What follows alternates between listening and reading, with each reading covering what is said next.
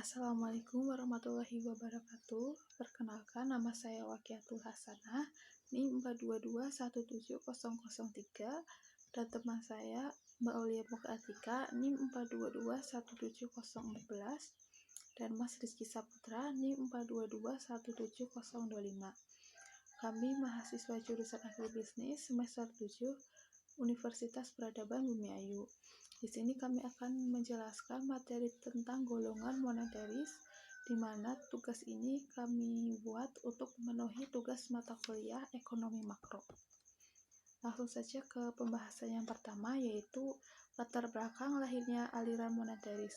Aliran moneteris dalam perkembangannya sejak pertengahan dasawarsa 60 meliputi berbagai sub-aliran yang beraneka ragam.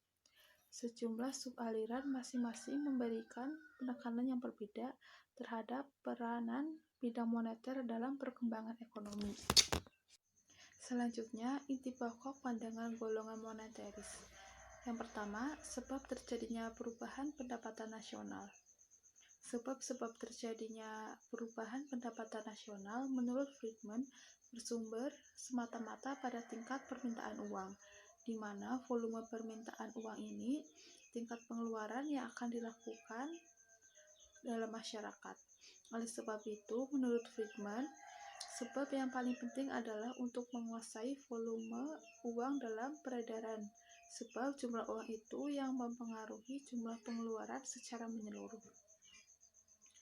Hal ini satu sama lain akan berdampak pada pertumbuhan dan kestabilan ekonomi. Sementara itu, diakui juga monopoli dan oligopoli dalam persaingan. Akan tetapi, adanya monopoli dan oligopoli tidak begitu besar pengaruhnya terhadap proses kegiatan ekonomi masyarakat secara keseluruhan. Selanjutnya yaitu kebijakan moneter. Menurut pemikiran dari Keynes, kebijakan ekonomi yang harus dilakukan pemerintah adalah kebijakan fiskal yang antisiklus.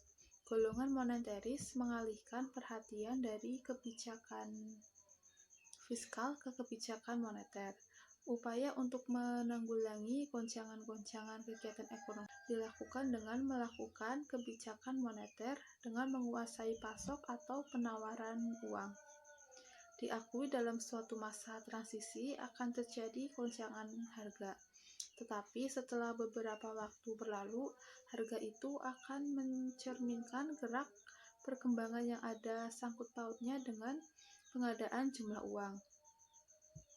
Selama pasok uang dapat dikuasai, maka pada waktunya kestabilan harga juga akan terpelihara.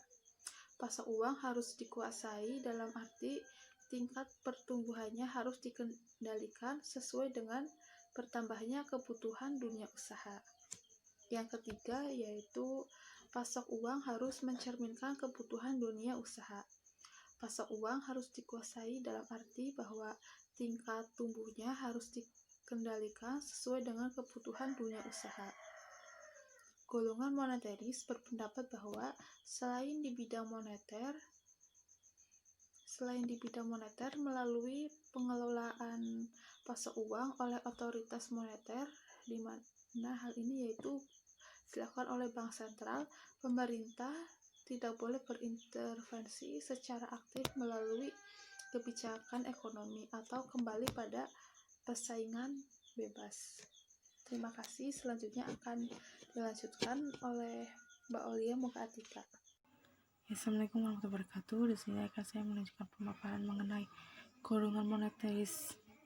Pokok aliran moneteris adalah ketidakberhasilan ajaran Keynesian dalam memecahkan masalah-masalah yang dihadapi, melahirkan suatu aliran baru yang disebut aliran monetaris, yang mengutamakan kebijaksanaan moneter dalam mengatasi kemelut ekonomi waktu itu. Istilah ini pertama kali digunakan oleh Karl Brenner. Pada prinsipnya, aliran monetaris mengucapkan proposisi bahwa perkembangan moneter merupakan unsur yang penting dalam perkembangan produksi, kesempatan kerja, dan harga-harga. Penekanan pokok pandangan monetaris terletak pada stok uang sebagaimana Friedman dalam tulisannya A Theoretical Framework for Monetary Analysis pada tahun 1970. Perubahan dalam jumlah uang beredar sangat besar. pengaruhnya pada tingkat inflasi dalam jangka panjang dan perilaku Jean Peril yang dalam jangka panjang.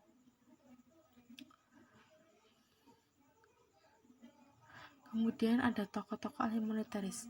Tokoh utamanya adalah Milton Friedman. Pandangan-pandangannya dapat diikuti dalam berbagai buku, jurnal, serta artikel-artikel populer di majalah atau koran-koran Amerika.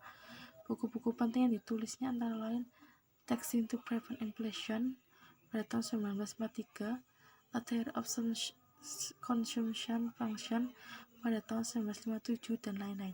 Tetapi bukan berarti adalah tokoh satu-satunya.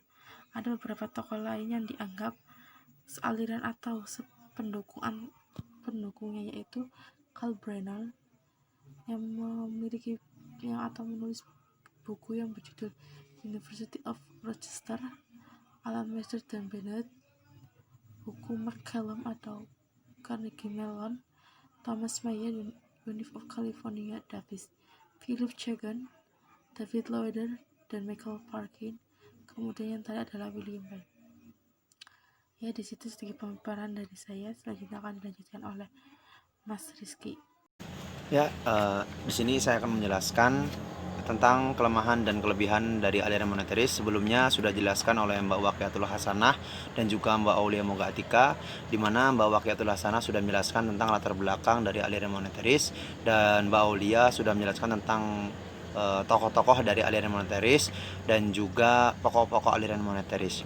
Di sini saya langsung saja menjelaskan tentang kelemahan dari aliran moneteris.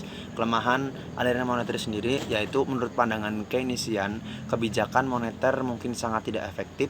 Beberapa kekurangannya berasal dari dalam kecepatan yang menggagalkan kebijakan dan ketidakpastian dari investasi yang diambil, terutama jika bukan bunga sensitif. Yang kedua yaitu kekurangan utama. Di sini ada kekurangan utama dari kebijakan moneter adalah asimetri. Di mana kebijakan asimetri itu suatu kebijakan yang ketat adalah sangat efektif guna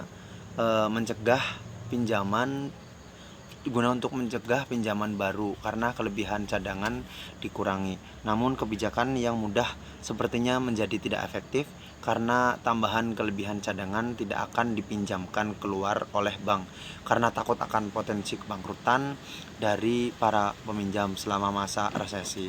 Dengan demikian disarankan untuk tidak menggunakan kebijakan moneter, maka menggunakan kebijakan fiskal. Selanjutnya, kekurangan dari kebijakan moneter mungkin digunakan baik untuk mengendalikan persediaan uang maupun tingkat suku bunga, tetapi keduanya tidak dapat dikendalikan pada waktu yang sama. Dengan demikian, hal tersebut menjadi dilema. Yang selanjutnya yaitu kelebihan dari kaum moneteris mengatakan bahwa perekonomian cenderung berada pada keseimbangan tingkat output rendah yang disebabkan kurang ampuhnya mekanisme korektif untuk membawa pasar kembali pada posisi keseimbangan pemanfaatan sumber daya penuh. Yang kedua yaitu kaum moneteris menyatakan bahwa turunnya suku bunga akan mendorong investasi dan turunnya tingkat harga akan mendorong konsumsi melalui pigol effect. Bagi kubu moneteris, perekonomian cenderung berada dalam posisi keseimbangan di mana sumber daya digunakan penuh. Selanjutnya, dalam usaha meningkatkan laju pertumbuhan ekonomi dan dalam mengatasi pengangguran, kaum moneteris lebih menyukai kebijaksanaan moneter yang kontraktif, intervensi pemerintah untuk meningkatkan output. Dengan menggunakan kebijakan fiskal tidak disenangi Friedman. Misalnya ada usaha untuk meningkatkan output dengan menurunkan pajak. Sekian, terima kasih dari kelompok pertama Waqiatul Hasanah dan juga Aulia Moga Antika dan saya sendiri tentang menjelaskan bagaimana kebijakan tentang atau latar belakang aliran dari moneteris sendiri. Terima kasih.